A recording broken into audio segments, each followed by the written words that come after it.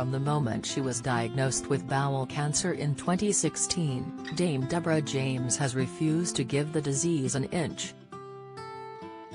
When it moved to stage 4 and became incurable, the plucky former deputy had only dug her heels in further, plowing on through rounds of agonizing treatment, and managing to look fabulous at the same time. And now, as Deborah cruelly faces the end of her life at the young age of 40, she's still as inspirational as ever. Not one to let a little thing like terminal cancer hold her back. Since being discharged from hospital into at-home hospice care, she's been kicking goals like no other. And just like when she beat the 8% 5-year survival odds, Deborah has once again laughed in the face of a grim prognosis, defying doctors who said she had just days left on May 9. Here, we take a look at the incredible star's amazing acts of bravery in the face of her most heartbreaking chapter yet. Putting her family first as her illness marches on without mercy, mother of 2 Deborah has said she finds it increasingly hard to stay awake, even for a short amount of time. But every night she still insists on cooking for her family, including son Hugo, 14, and daughter Eloise, 12, with help from her dad Alistair.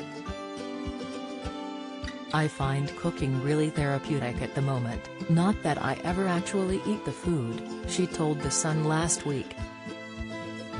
"I am painfully slow at everything, but Dad just patiently helps." The other night cooking fajitas took about an hour and a half, when it should have taken 30 minutes. "Rather than just try and do it for me, he passed me the different ingredients and let me do my thing. It sounds like a small thing, but it means the world, and I love doing it with him." In a bid to protect her children from bad memories, she's also insisted on receiving end-of-life care at her parents' home in Woking rather than at her own London home. And when her brother Ben recently got engaged to his partner Claire, she insisted on using all her energy to throw them a party to remember. Still trying to save others? Get the news you want straight to your inbox. Sign up for a Mirror newsletter here. Since revealing on May 9 that her active treatment has been ended, Deborah has raised millions of pounds through her tireless campaigning to stop other Deborahs having to suffer the same fate. Announcing that the end was near, she asked supporters to donate the price of a drink to see me out of this world to her Bowel Babe Fund, and the response was unimaginable, with £6.7 million in the pot to date. She's also raised another $1 million through her Dame Deborah clothing collaboration with In the Style, and their Rebellious Hope t-shirts. "Rebellious hope is what has got me through the last few years, and it's what is keeping me going now," she told her Instagram fans. "Seeing all your messages, tags and support has just been the best, and I am so grateful that we have been able to do this together."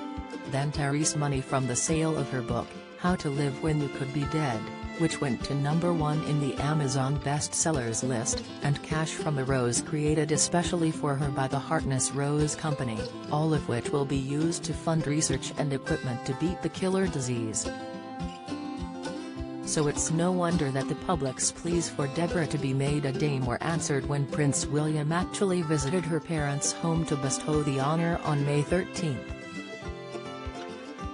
Living while dying, Deborah has been open about the anxiety that comes from not knowing what lies ahead, but she's determined not to let that stop her enjoying her last days.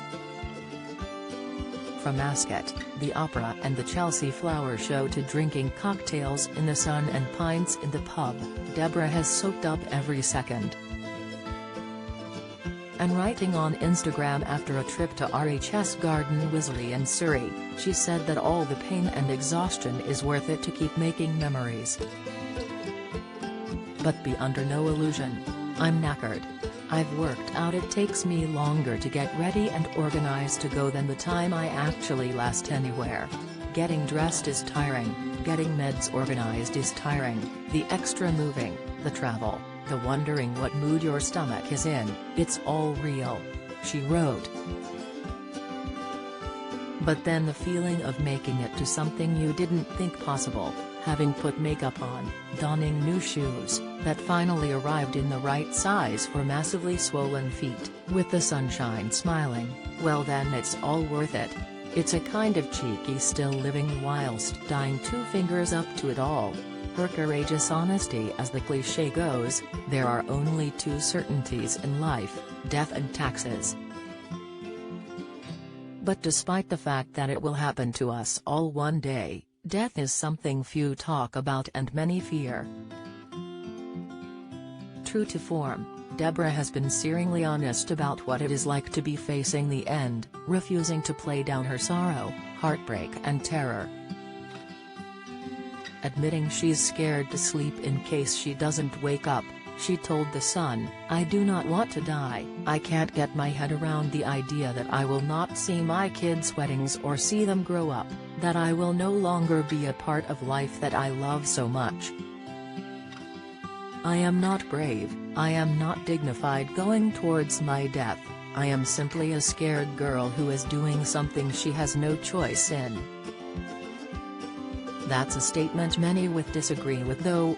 Deborah's bravery has been an inspiration to so many, and the legacy she has created will help so many more. For now, there's sunshine to be enjoyed and cocktails to be drunk. And Deborah has vowed that when her time does come, she will be going out in style. "I may be getting weaker and more tired each tired having run off pure adrenaline, but my word, I always said I wanted to slide in sideways when my time is up, with a massive smile, no regrets and a big glass of champagne. Still my intention," she wrote. Do you have a story to share? Email webfeatures@trinitymirror.com.